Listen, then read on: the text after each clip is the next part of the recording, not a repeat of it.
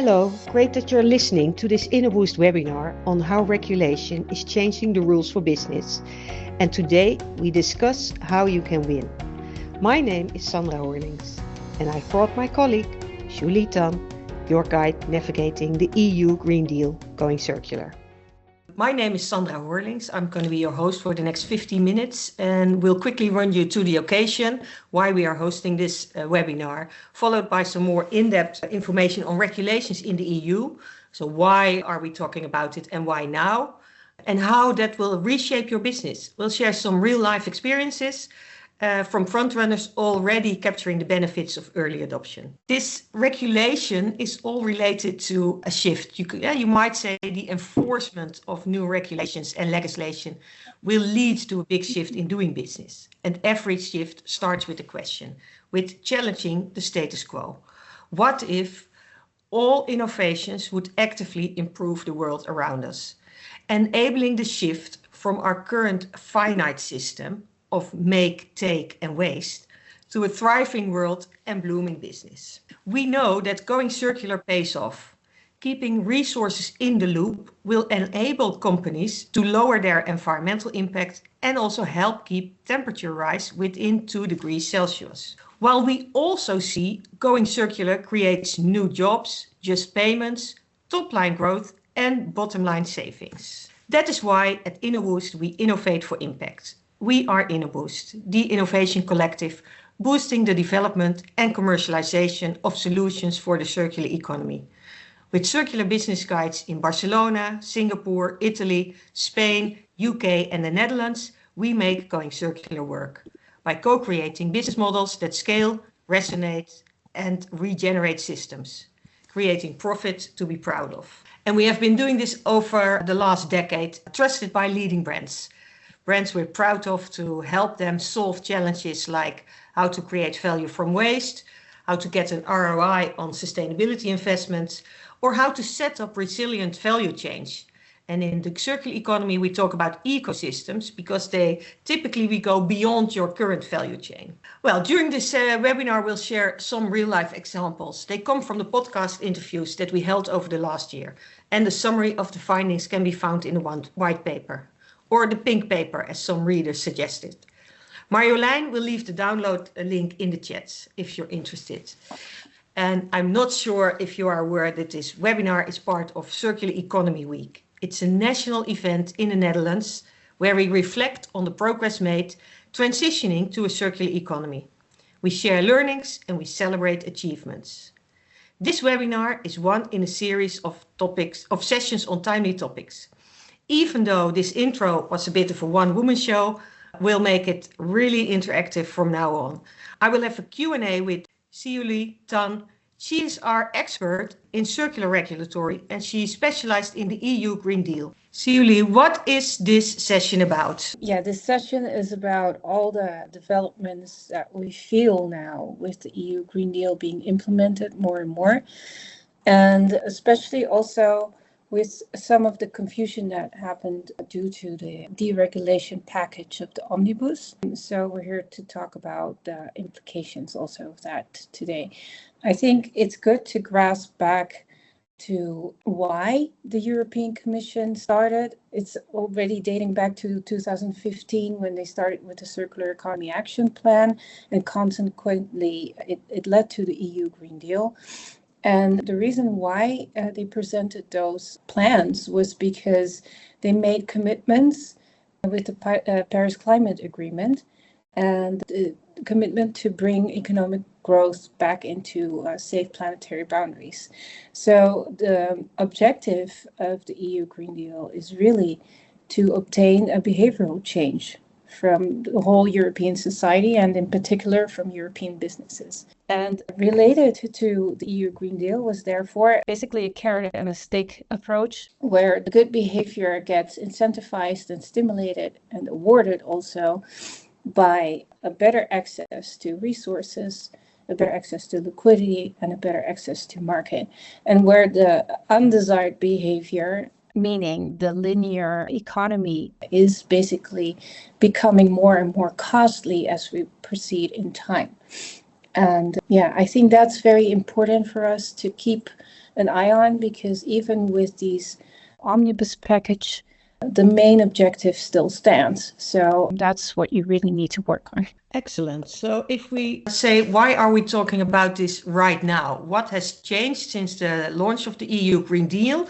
And you are talking about omnibus. So please elaborate a bit on the change, and then we dive into what that means for companies. Yes, I think what the industry lobby ran into, the existing industry at some point understood that, of course, transitioning to a new paradigm is bringing along costs, because you'll need to look into your processes, you might need to change things. So there was a huge lobby on the European Commission for the costs that were a side effect of the implementation of the EU Green Deal. So we saw that in 2024, Mario Draghi was commissioned to write a report on the competitiveness of Europe. Following that report, the Commission announced the competitiveness compass, and the omnibus package is therefore a political result of that strategic direction in trying to make the transition more actionable and affordable for companies. Because what we saw with the first wave of implementation, especially the increase in reporting obligations and accountability throughout supply chain that the companies needed to report on, is that the administrative burden increased massively. And because of that, less capex would be available for actual actions to go into the transition. And so this is why the omnibus package was introduced, to basically decrease that administrative burden so money could flow to the actual action of starting the transition. And this is also where I see a potential risk, where companies relax and think with the omnibus package that, everything just stays the same and we don't have to change that much. But as said before, the main objectives still stand, and the omnibus is a temporary reporting relief, let's say. So back to that. So we had the EU Green Deal, there was pushback, there was the report by Draghi, and the EU responded by saying we'll launch omnibus, promising legislative simplification and cutting red tape. And where are we on that, reducing the administrative burdens? Well, the biggest hit was taken by the Corporate Sustainability Reporting Directive, which basically brought down to 70% of, I think 90% of the companies that were previously, they're not obliged anymore to report according to the CSRD. And here you can see an overview of the several omnibus proposals still to, again, decrease the administrative burden regarding the reporting. But this is just scratching the surface of what is already being implemented and what is currently maybe being revised. But we have a far greater regulatory and legislative framework that companies need to answer to.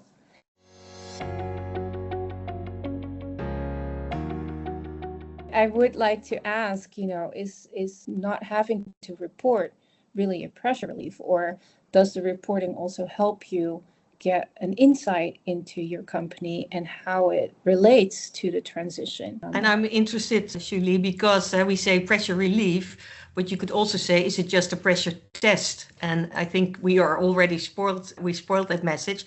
But 61% of EU's small and medium companies haven't started preparing for rules like digital product passports, according to a flash Eurobarometer, which was published last summer. In textiles, 78% is unprepared. And I think those passports will really become mandatory in less than 18 months. And even large battery makers, according to a 2025 McKinsey report, they are exploring what does that mean to share some information about how our products are being made and what they're made of. But less than 10% had full supply chain integration. So, Julie, could you help us understand what is already in place that needs action on immediately? Well, the mechanism of the EU Green Deal is that information needs to be shared with different actors. So basically, in order to function as a company, you don't only focus on your own business. You need to relate to the financial industry. And to get access to liquidity, whether that's a loan from a bank or investment or even insurance, you need to be able to communicate about your behavior. And this communication is enabled through data. And likewise, European consumers are very well protected by European legislation. And so they have the right to verify whether the money they spend is well spent and in line with environmental and social ambitions. So also there, in order to be able to communicate about your behavior and to market that you're doing your best to decrease your environmental impact, for instance, or to treat your workers in a right way along the global supply chain, you'll need to have verifiable data. And so this is, and as you also referred to, Sandra, the digital product passport is a very serious concern, because if you're not able to communicate about the environmental and social elements that are required by your DPP, you might not be allowed anymore to put your products to market. So that's a very, very serious consequence of not being prepared. And as I said, in order to have access to your resources, your liquidity, or your market, you'll need to be able to communicate about your behavior, and you do that through data. So even though you are not obliged anymore to report according to the CSRD, you still might need the data that is related to the CSRD in order to unlock certain elements for your company. Yeah, and these plans are already in place. And please update us on the underlying measurements and legislation and the status on it. Although I would like to mention that in preparing this, you say Omnibus is your invitation for change, for companies to really transition to doing business within planetary boundaries. If you are located in the EU or you import to the EU. However, I am also receiving invitations to pay my taxes, but it doesn't feel voluntary and something that I look forward to. So please help us out understanding how this will drive change. So, as I said, the Omnibus is giving you a pressure relief in the reporting burden. And for businesses, they will eventually reduce the reporting obligation with 25%, for SMEs with 35%. But that financial room, you should really put to work to get ready for the new situation we're transitioning to. Because as you see here, the words in gray are the ones that are being alleviated by the Omnibus. But these are just, the ones in black are just a grasp of whatever is already implemented and still stands. And so you can see it's not that much that will change or will be alleviated. So, and a thing like a digital product passport, it's not something that you just whisk up overnight. It's complicated. And it's part of many regulations in place. And also Critical Raw Materials Act, that's specifically one of my concern, because it has very strict deadlines for 2030 on, for instance, at least 15% of recycling, so recycled content, and especially the demand that not more than 65% of one of those 34 critical raw materials should come from a third country. So if you need to diversify and your reality is that specific critical raw material is primarily from China, then you have a problem with that deadline, and you need to find other partners, or you need to find circular solutions to get to the requested or the required availability of that resource to continue your production in the right way. And this is so. And the Critical Raw Material Act, that falls under the Clean Industrial Deal. Yes, it started in the EU Green Deal, but it's definitely an important one for the Clean Industrial Deal, which is also meant to promote the environmentally sound future of Europe. And we still have that objective of being carbon neutral continent by 2050. So there's still a lot of work to do. And we know it takes time. So we're not going to walk you through all these abbreviations. Of course, you can ask Marjolein in the chat to explain one of them. But I think there is one key message here related to Omnibus, isn't there, Julie? Yes, it's really don't start relaxing.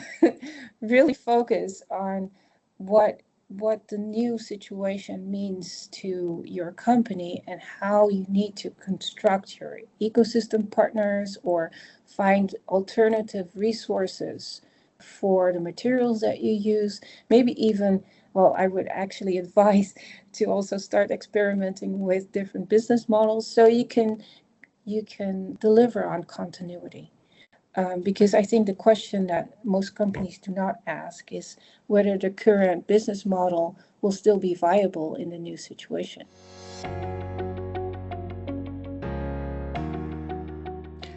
Yeah, so if Omnibus isn't a pressure relief, but a countdown clock, that leaves us with one critical question. Do we anticipate or do we wait? And you already gave the answer, but waiting feels safe. We have a tendency to say, let's see what the final text says. Maybe enforcement gets delayed or our competitors aren't moving yet.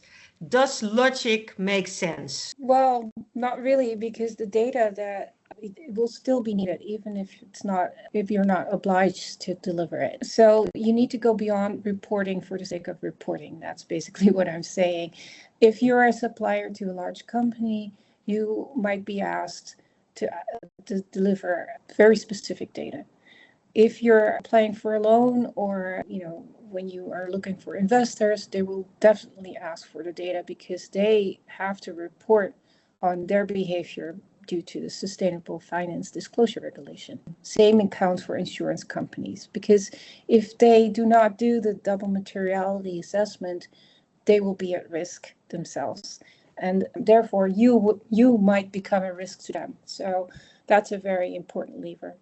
And also end users might, they have the right to ask for the information, and they get used to it because the companies that are prepared and they have verifiable data, they use it in their marketing and they use it to create an industry benchmark. So you need to not relax and think everything will just blow over, because it won't. The Commission has a website called the Legislative Train, and I find it very funny. It visualizes how the transition is progressing. And it's really, since von der Leyen, her first administration was in place, the speed is just really, it's mind-blowing for... It's a high-speed train. Yeah. So I learned from Marjolein that there are some questions, Marjolein. Maybe we can look at those questions and answer them before we continue. Yes, indeed. I think that would be nice. So Ali is curious. Many businesses have a global nature, and also the supply chain is global. How can the EU sustain this drive if the rest of the world is not doing the same? Julie, what is your take on that? Without going, I think, in all the details, but I think, could you share your view? Yeah, I would be careful to say like the rest of the world is not going that direction, especially Asia, and very particularly China is closely following what the EU is doing, and in some respects even is going beyond what the EU is doing. So it's actually dangerous to think that the developments do not touch upon global supply chains, and especially in many jurisdictions, they are now adopting the ISSB standards, which is the non-financial disclosure standard, which is also interoperable with the European Sustainability Reporting Standards, part of the CSRD. And so also investors and financial markets all over the world are increasingly looking at the risk of exposure to climate change. And so they're increasingly using the same language also. Well, thank you. And I think that there's other question from Jeroen, and maybe to you, Sandra, because you also shared some data on that there are not yet full industries are moving towards the upcoming coming regulations. His question is, how could companies feel more the urgency to act?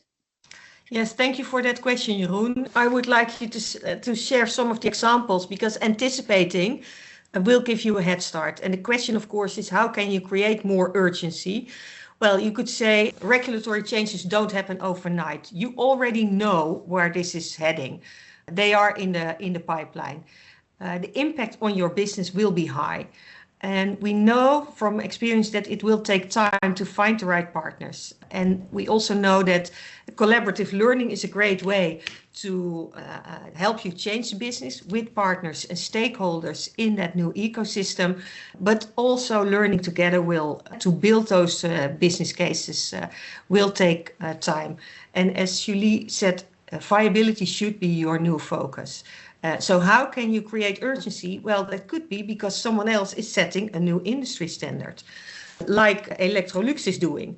Here's an example. It took Electrolux from 2017 to 2025 to move from an R&D project to a factory standard, using 70% recycled plastic inside new refrigerators.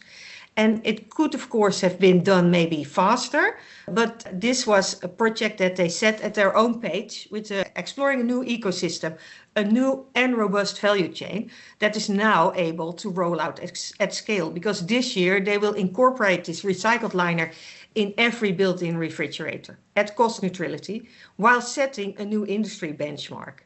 So that might, for everyone in the world of home appliances, say, okay, if we're not acting right now, we might lose some of our market share to these front runners. And another example could come from a challenger that is a small party that's scaling up like Chainable is, and they're getting more successful. They develop and deliver kitchen as a service. And you could say it's a modular kitchen that has a digital twin, a material passport with QR codes that unlock a portal showing components, CO2 footprint and contract dates. And they buy back their kitchens at 25% of residual value. They refurbish it and they resell it. And the CEO says, well, he didn't say that his material bank is genius, but he says, my materials were harvested 5 to 10 years ago. And linear competitors pay current market prices. And we know they are volatile, they are skyrocketing, they only rise. So his material bank guarantees cost leadership forever. And he says within 5 years, circular kitchens undercut linear pricing. And he even sees now the incumbents, which used to be a very traditional sector, they are now shaking their heads and rethinking what they can do to catch up. So I hope, Jeroen, this will also help you to create some urgency. Oh, maybe Sandra, can we go back just 1 second? Because I think Chainable is a very good example where they are already prepared for the digital product passport, which is mandatory in the construction products regulation. And also they're prepared for the recycled content objectives of the Critical Raw Materials Act. But apart from that, this is a very good example where other actors in the ecosystem will be benefiting from this innovative business model, because customers like in Dutch it's called woningcorporaties, so social housing corporations, housing corporations, they might need investors to realize a project.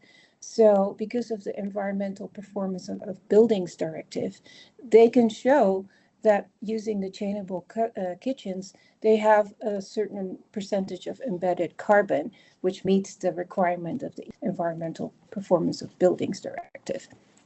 And therefore unlock the access to investment money, or even for private owners, they can better get mortgages from banks because they can show they have this incorporated in their home. So this is a good example where the data migrates and benefits different actors in the market. And a push to really a new system, isn't it, Julie?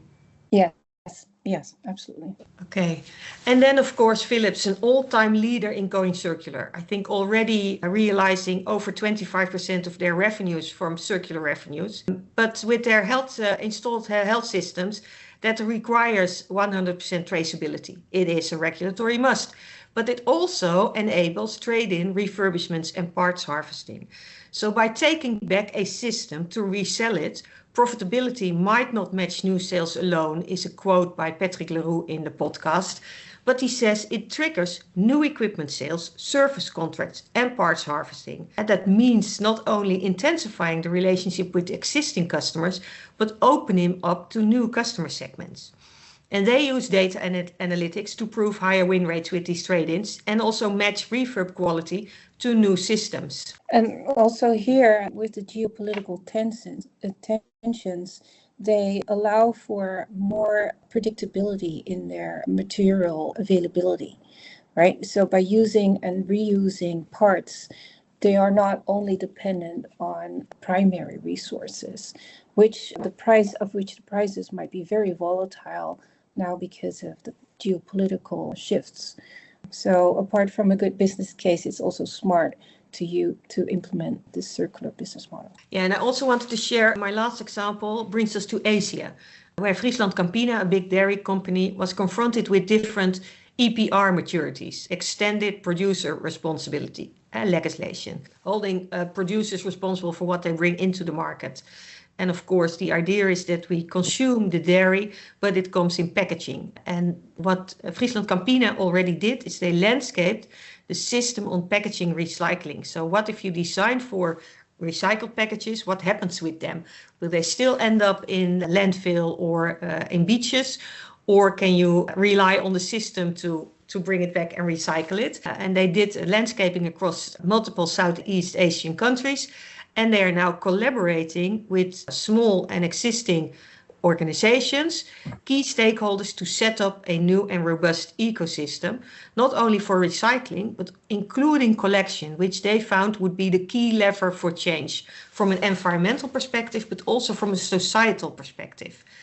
Because you do want to include the waste pickers in this new system, making sure that the income generated by collecting waste will also be distributed evenly. This is beyond the EU Green Deal, but typically this is also something, of course, that global players have to deal with, Julie. Yes, and also they can use the lessons learned in Europe to set up the ecosystem in other jurisdictions where there might not be that experience, and therefore it's a question also to create value. So let's not just look at the cost, but the ways in the different ways in which we can create value.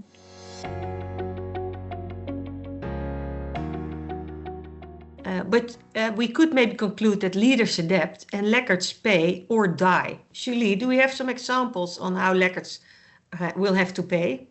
Well, yeah, this is, I think, the omnibus now creating a situation in which not everybody is obliged to deliver the same kind of information, that there's a bigger gray area now where the companies that are awake can use their knowledge to open up liquidity or markets or resources. But because the situation now becomes more voluntary, the financial markets are getting into trouble right now. So this is an example where you see that the European Central Bank warns about investors not being able to make a proper assessment. Now the reporting obligations have been watered down. And likewise, maybe we go to the next example, Sandra, where the European Central Bank in the past 6 months have issued fines to 2 European banks because they didn't meet the deadline to do their double materiality assessment. And this is worrying because therefore the banks were not able to understand the risk of their own portfolio for climate risks. So maybe they were issuing loans to assets that might become stranded assets due to climate change. And again, here, the banks will have to ask their customers to deliver the data to be able to perform that assessment. So if you're smart and you want to obtain a loan from a bank, then having that knowledge about your assets and your business is going to help you obtain that liquidity at a better cost, also better price. Thank you. Thank you. So shortly summarizing, again, Omnibus invites you to change your business, but it's also nudging you to speed up in that right direction. you have to RSVP quickly if you want to get the benefits. And in some sectors catching up means meeting new industry benchmarks. So what can companies do as a logic next step? What would be the way forward? Well, Sandra, I think it's very important to realize that the transition is an entangled effort, right? So we cannot transition into a circular economy completely solo. We'll need to collaborate with people and with different business partners. And for that, we need to be able to communicate. And so the challenge really is to understand one's position in the regulatory context and to be able to find also the efficiencies in compliance requirements. This is an approach that we apply. You can see that the main themes in the regulatory frameworks and the EU Green Deal and the Clean Industrial Deal, the main themes are resources, emissions, and due diligence. And all the legislative and regulatory initiatives can be categorized as such. Now, what we typically do is we take a company and then we see, okay, so what does that mean? How are you positioned in this context? And by doing so, by visually mapping out your situation, you can understand which action could actually respond to multiple regulatory requirements, and thus decreasing the amount of actions to meet compliance. And so that's why we call it compliance efficiency, because that will free up CAPEX to actually put into action. Well, for me, this looks like a plate of spaghetti, Julie. So could you help us understand how this will work on a day-to-day basis? Yes, I'm actually quite a big fan of the European Sustainability Reporting Standards that are part of CSRD, because I view them as a synthesis of that spaghetti that you just saw. And basically, you need to look at your company as a whole and move away from just adding up all the efforts of the different departments at the end. Because if you have an overview, you see here, a company has production and operations. They have their assets, meaning buildings, transport fleet, and machines, and they have a value chain of business partners. And it's all about behavior. So due diligence is a very important part of the value chain.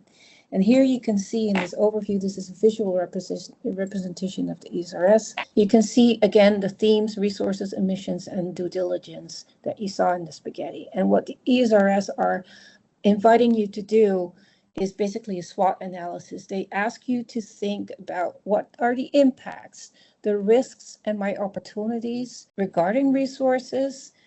And here you can see them with the products or operations, with the assets, and with my value chain. And I know it's a lot of work, but with the revised ESRS, actually the data points have been decreased over 70%. So it's not the 1,500 that it used to be.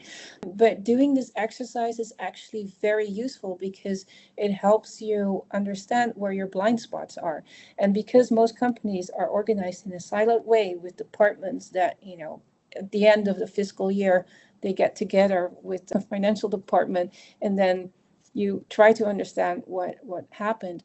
But with all things moving, it's more beneficial to start with an overview and then try to understand what implications and what efficiencies you can achieve by combining departments or having departments collaborate or even involve external partners to meet these objectives.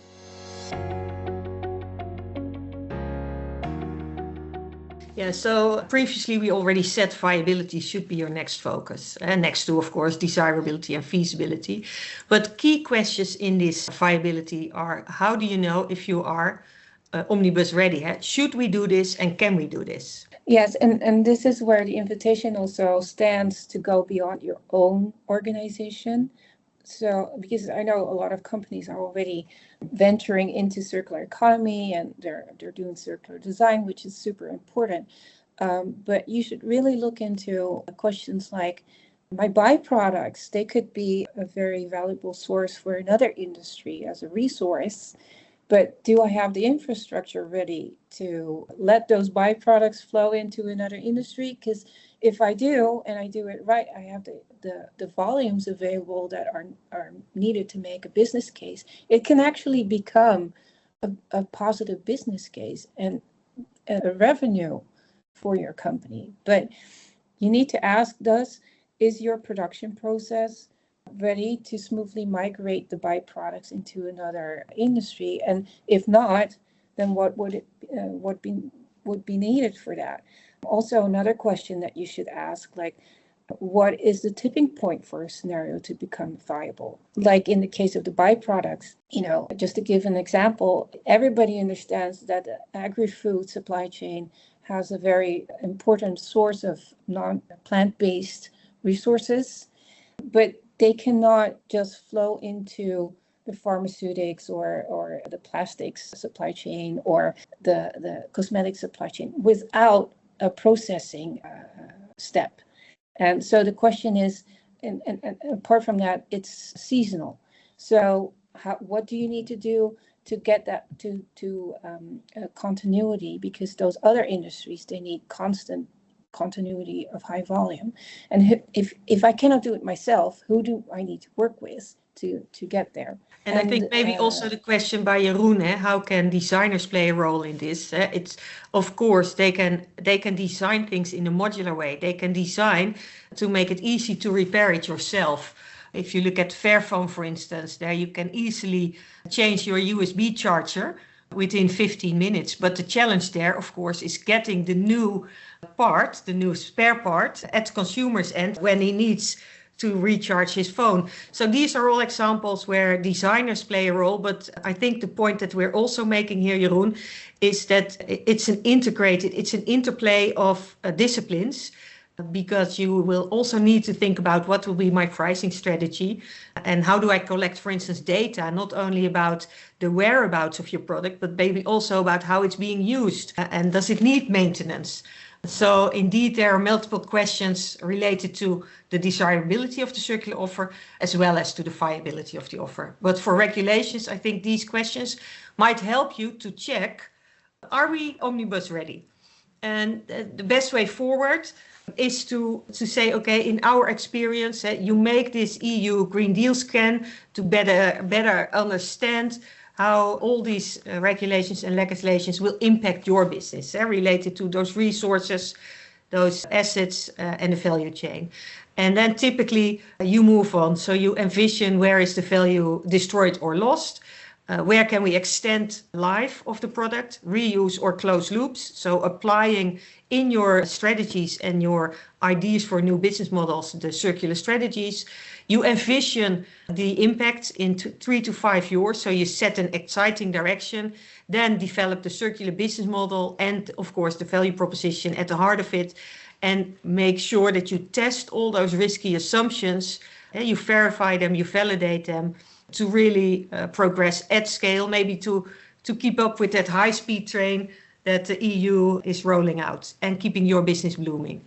And to end with a quote from Patrick Leroux in our podcast, based on an old saying he came across, good players win games, great players break records, and legends change the game. And he asks all of you, all of us, to become legends that change the game in established businesses. And that is why at Innoboost we innovate for impact. Thank you so much for joining us. The regulatory landscape is always shifting, but your circular advantage starts today. Ready to scale or learn more? Visit innoboost.com to take the next step. Let's keep boosting your impact, creating profit to be proud of.